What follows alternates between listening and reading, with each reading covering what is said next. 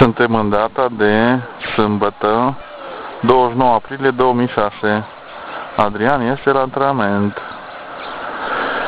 cu domnul antrenor Mureșan, Nelu. Copiii se antrenează.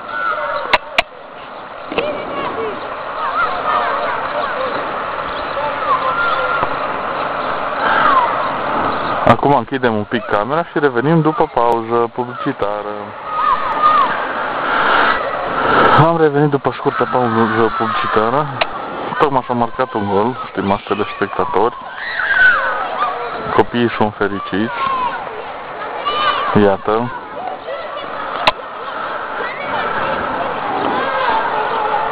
Iată-l pe Adrian, se apropie de centrul careului, de centrul terenului și se îndreaptă cu viteză spre mine și îmi spune să-i cumpăr apă.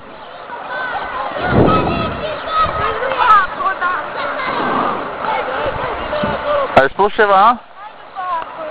Bine, mă duc acum. Ok. Mă du-te înapoi. Mă duc acum. Uite, acum plec.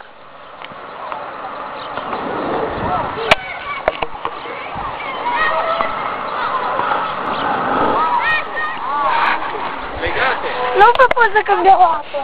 Bine.